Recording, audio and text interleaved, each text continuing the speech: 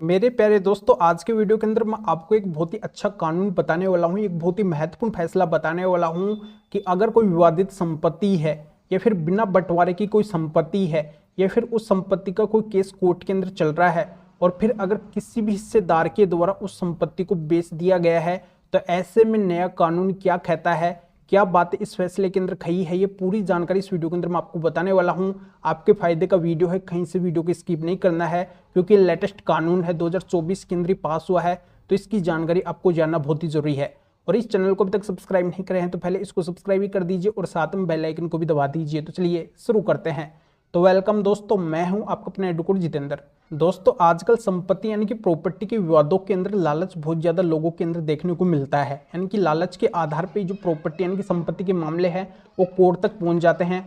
लोग कोर्ट में चक्कर लगाते हैं, समय और पैसा बर्बाद करते हैं, फिर भी उनको कोर्ट से सोल्यूशन दिखाई नहीं देता है। कई पीढ़ियां निकल जाती है संपत्ति के केसों को लड़ते लड़ते, फिर भी सोल्यूशन दिखाई नहीं देता है।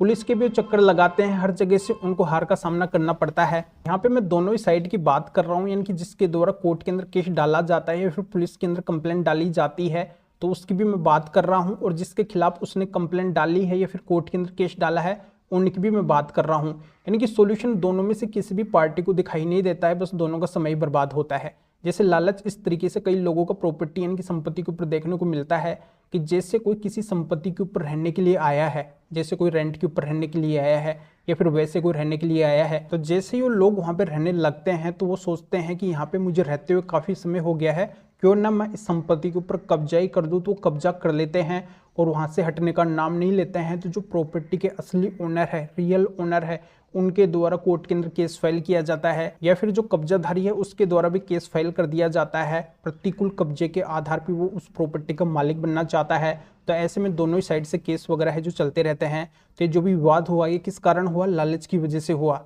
या कई प्राइवेट या फिर गवर्नमेंट की प्रॉपर्टी ऐसी भी होती है जो सुन्नी होती है, उसकी कोई भी देखभाल करने वाला नहीं होता है। किसी के पास में अपार संपत्ति होती है, वो और कहीं पे चला जाता है, उसकी संपत्ति वहाँ पे पड़ी रहती है, उसके ऊपर कोई भी नहीं रहता है और कोई भी कब्जाधारी वहाँ पे आके जमावड़ा जमा लेता है, वहाँ पे रहने लगता है और बाद में बोलता है कि संपत्ति मेरी है। और जब प्रॉपर्टी के असली मालिक यानी कि उस संपत्ति के मालिक को पता चलता है, कोर्ट के अंदर जाता है और वो भी कोर्ट के अंदर जाता है, तो ये विवाद भी लालच की वजह से हुआ है। या फिर कोई गवर्नमेंट की प्रॉपर्टी है तो उसके ऊपर भी इस तरीके से कब्जा बना लिया जाता है। या फिर कोई निर्बल व्यक्ति है यानी कि उसके पास में बल नहीं है, पीछे कोई सपोर्ट नहीं है, तो उसको भी डरा धमका के उसकी संपत्ति के ऊपर कब्जा बना लिया जाता है दबंग व्यक्तियों के द्वारा। तो ये भी लालच की वजह से ही होता है और ऐसे विवाद भी कोर्ट पुलिस तक पहुंच जाते हैं। आगे अपन बात करें कि जैसे कोई विवादित संपत्ति है, कई भाई हैं, 4 भाई है, 3 भाई हैं, 2 भाई है, उनकी संपत्ति है, उसका कोई भी बंटवारा नहीं हुआ है, भाई भाइयों में केस चल रहा है, कोर्ट के अंदर केस पेंडिंग है और एक भाई के द्वारा उस संपत्ति को सेल कर दिया जाता है, बेच दिया जाता है। या फिर एक संपत्ति है, उसके कई हिस्सेदार हैं, उनका कोई केस वगैरह भी कोर्ट के अंदर चल रहा है या फिर नहीं चल रहा है, पर उस संपत्ति का कोई भी बंटवारा आपस में नहीं हुआ है और एक हिस्सेदार के द्वारा उस संपत्ति को बेच दिया जाता है, किसी को सेल कर दिया जाता है। तो इसमें भी एक हिस्सेदार का लालच दिखाई देता है, एक भाई का लालच दिखाई देता है।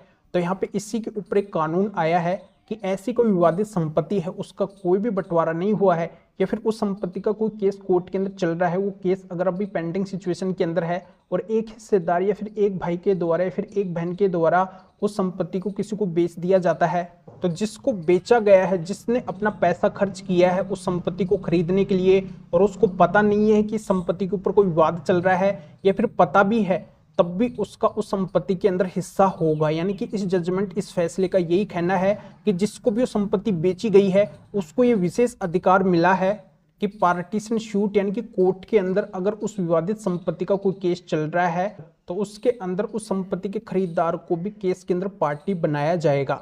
और जब भी उस विवादित संपत्ति का रिजल्ट आएगा, फैसला आएगा, तो जो भी खरीदार है उसका भी उस संपत्ति के अंदर हिस्सा होगा। यानी कि जिससे उस संपत्ति खरीदा है उसका अगर उस संपत्ति के अंदर हिस्सा बनता है तो जो खरीदा है उसका हिस्सा भी उस संपत्ति के अंदर होगा।